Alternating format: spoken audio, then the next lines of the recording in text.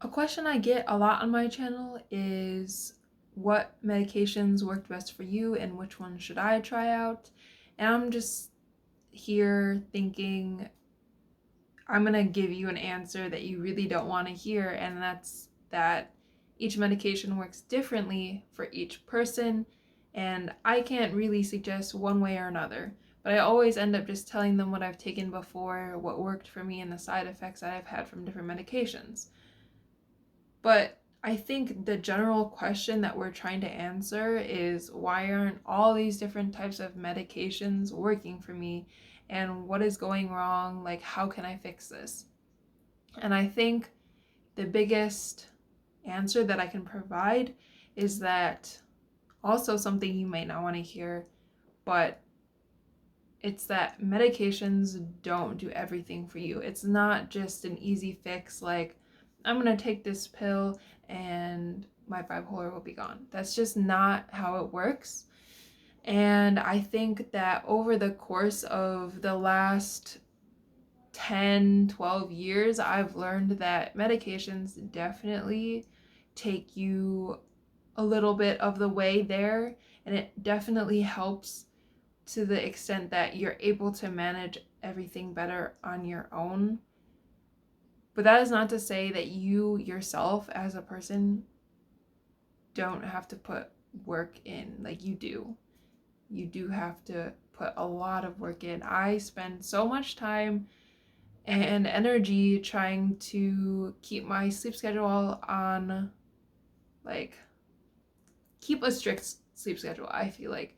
And even though that's been sliding a bit for me recently because of the holidays and just everything going on, I think that's one of the top things that even if I was taking this medication that was working for me and is working for me right now, if I did not try so hard to keep on that sleep schedule, things could slide very easily despite the fact that I do have a medication that works for me. Um, that being said, right now I'm taking Abilify, just like a small dose in the morning and then at night. But yeah, I think the biggest thing that people think when they're first trying things out is they think that medications will fix everything, and I feel like that's a common misconception. And also, like, a lot of things that I've been reading online is like all these mental health disorders are a result of like a chemical imbalance in the brain. And I'm thinking like, yeah, it could be. I've also read things that are like it's stuff in our diet that's changing the way our body is reacting and is causing this. I've like read cases where it was something like this person was having adverse reactions to like a mineral or something, and once they took it out of their diet, like they didn't have the same problems as they did before, which is like extreme. I'm like, I don't really know how I feel about that, because that just goes against everything that I feel like we've learned as a society, like, or that we've been taught at least. Um but I think a big part of it is lifestyle. And I know I've just talked about sleep, but that also goes for like getting enough activity in your day, eating the right kinds of foods, and all that. It's all important to keeping this healthy balance in your life. Um, and for me, I found out that sleep is most important. Like, as soon as I'm not able to sleep as well, or if I'm losing a lot of sleep, that is when things can switch so quickly and I can become manic like within the month. And that's never fun.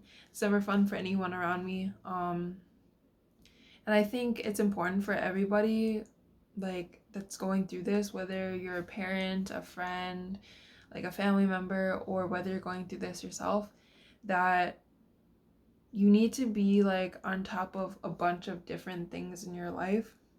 And like the most basic things are sleep, eating, exercise, and then the medications if that's something that is in your life or that you can afford, or you have insurance or whatever. And then just like also, I think a big thing, I've talked about this before, is like sobriety or spirituality, whatever like kind of keeps you centered, because I know for a fact that a lot of people with bipolar and even without bipolar have a lot of trouble like having a stable life if they are like drinking alcohol all the time or like doing other drugs.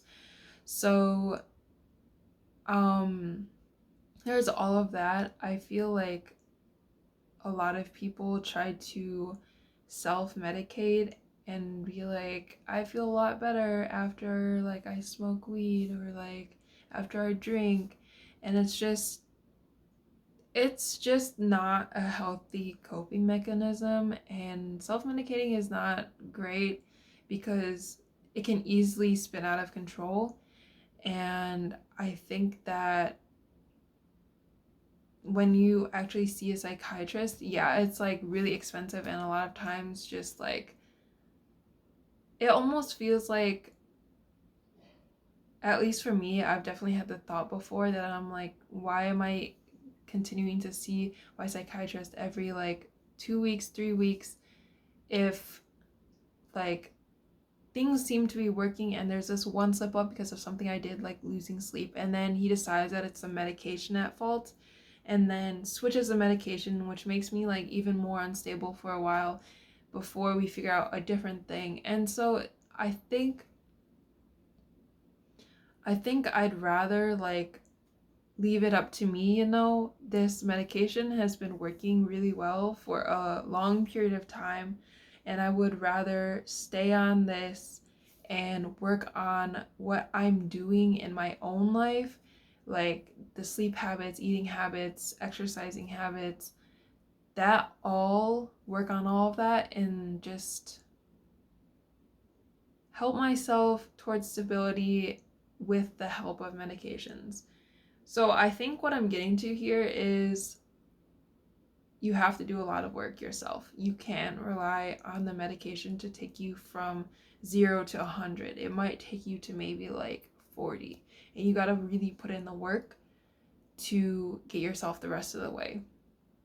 And I think it's really important to have some kind of support system around you too, to like kind of notice when things are changing, or, you know, help you a little bit to see what you can't see, especially at the beginning. Because I remember when I was first diagnosed, although I was really young, it was just like really hard to be self-aware and to notice when things were changing and what I had to do.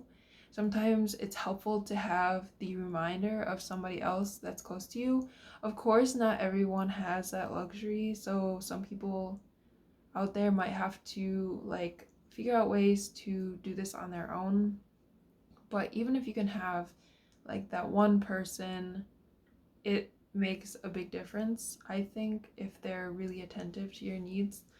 um I know sometimes also when I start getting manic, I can like brush off a lot of people's advice and not do the things that I know deep inside are right for me, and I just brush it off. I like don't really care as much, and that's when it's dangerous. That's when it can go from like here to here in like a week. So I think the biggest thing is to try to not let yourself get to that point in the first place. You have to really try to keep yourself below the threshold of, once you reach there, like there's a point of no return, and keeping yourself somewhere below that so that you are, I guess, able to manage it on your own. I think that's the best thing. And just, I guess, from personal experience, it can be hard, especially when there's so many other things in your life going on. And like, I remember the thing that really pushed me last time I got manic was actually around this time, the holidays, and wanting to stay up later and stay with family more, stay with friends. And then when I had to go back to work, they put me on a double, which I kind of was trying to turn down, but wasn't really like firm on saying no. So I ended up doing that, lost my sleep schedule completely. And then I remember around last year at this time, there was also like a full moon, like right around that time. And that's when I learned that that can affect my sleep pretty badly as well. So there were a lot of factors that really like pushed me over the edge that time. But if I had never let my sleep get that bad in the first place, I feel like that double work shift that I ended up doing wouldn't have been as bad, and I would have been able to push through it in a way that like a sleep deprived me like over the course of a few weeks wasn't able to do.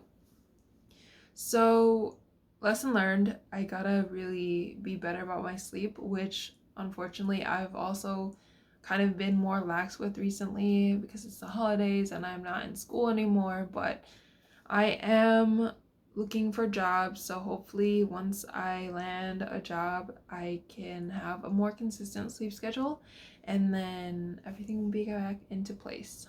Um, I know this is not like the video that I've mentioned that I was going to make. I keep mentioning all the other ideas. I'm not going to go through it all again, but I hope to make those, and I really hope that you guys learned something from this video. Please like and subscribe and all that good stuff. I will see you guys next week.